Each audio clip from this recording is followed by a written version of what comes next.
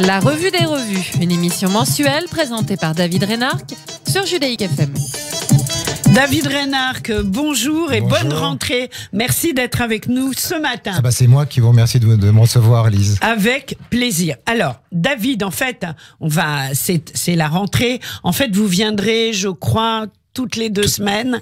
Non, tous les mois. Tous les mois peut-être. Voilà, tous les mois pour nous présenter vos revues. Et aujourd'hui, rentrée oblige, on va parler d'une revue qui nous tient à cœur. C'est la revue des EI, des EIF, des éclaireurs israélites de France. Oui, c'est le numéro de l'éclaireur, la revue trimestrielle des EI, le numéro 9 qui vient de sortir ou qui va en tout cas sortir dans les jours qui viennent.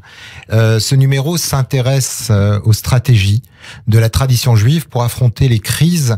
En l'occurrence, bien sûr, Lise, la crise de la pandémie de Covid-19. Bah oui, bien sûr, parce que les mouvements de jeunesse ont été très touchés et les EI aussi, ils ont dû se réinventer. Donc évidemment, c'est normal qu'on en parle. Il y a quand même eu des camps EI cet été, je crois, mais un peu plus Oui, il y a eu quand même des camps EI, mais avec les précautions sanitaires qu'on connaît. Bien sûr. Et c'est un numéro riche, mais qui traite de la stratégie de la tradition juive pour affronter ces crises à travers des entretiens et des articles de fond. Par exemple, on trouve un entretien de Marc-Alain Waknin, le rabbin, philosophe et coproducteur de l'émission talmudique sur France Culture. L'entretien s'intitule l'Aleph Beth des situations inédites et il nous dit dans cet entretien dans la revue L'Éclaireur que Noé a échappé à la catastrophe du déluge, le déluge étant le paradigme de toutes les difficultés humaines, en construisant une arche. Et comme le remarque le fondateur du chassidisme, qui était Baal Shem Tov, le mot Teva, qui veut dire arche en hébreu, désigne également un mot. Et alors, quel est ce mot ? Alors, il désigne le mot mot, en fait. Ah, d'accord. Et les valeurs numériques des dimensions de l'arche, de cette arche mot, puisque la Torah nous donne ces dimensions, elles correspondent aux lettres Lamed, Shin, Nun, qui forment le mot Lachon, c'est-à-dire langage. Oui. Et ce que nous dit la revue L'Éclaireur par le truchement de Marc-Alain Waknin, c'est donc en entrant dans un mot que l'humanité a été sauvée. C'est en entrant dans le mot et dans tous les mots que constitue une langue, Lachon, que Noé et sa famille et donc l'humanité furent sauvés du déluge.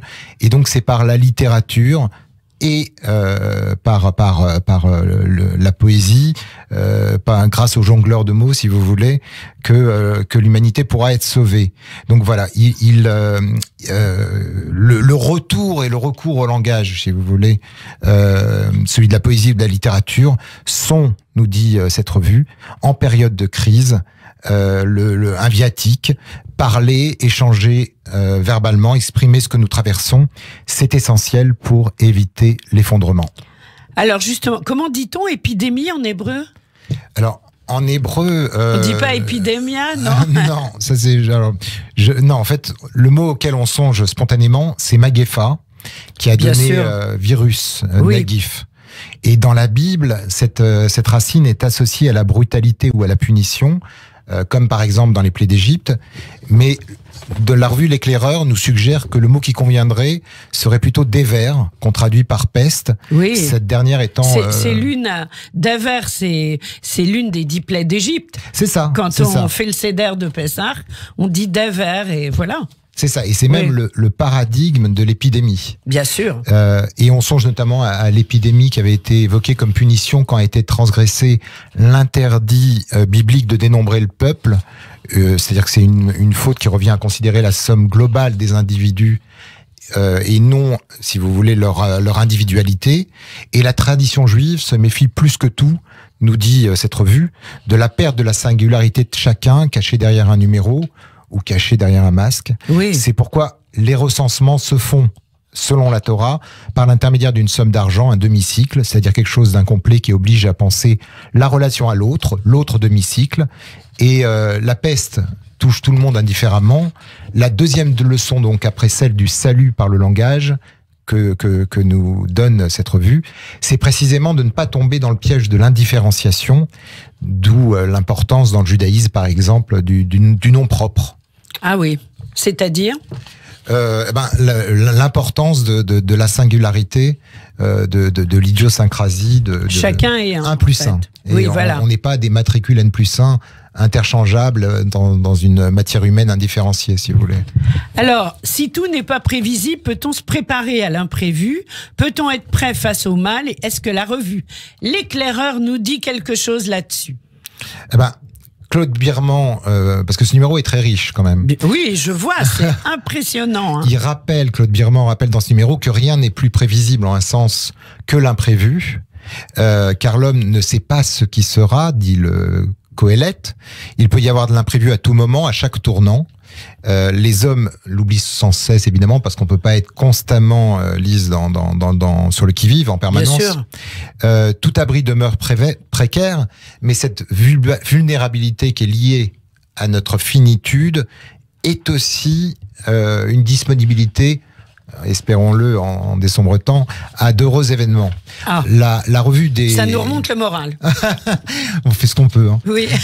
La revue se pose en tout cas cette question dans un article signé Karen Alali.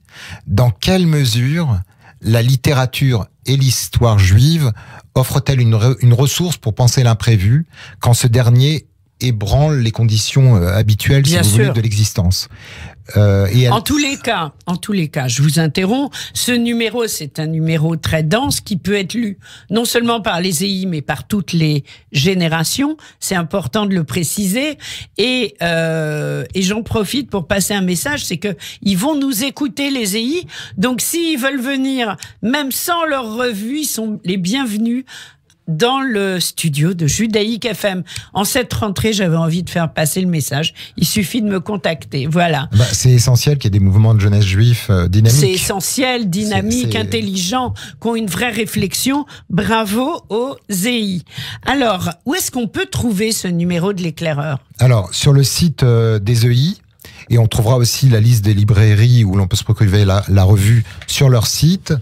Alors, le numéro de l'Éclaireur coûte, j'ai le prix sous les yeux, voilà, il coûte 10 € si l'on prend un abonnement et 12 € sinon. Voilà. On s'abonne, bien sûr. On s'abonne, bien sûr.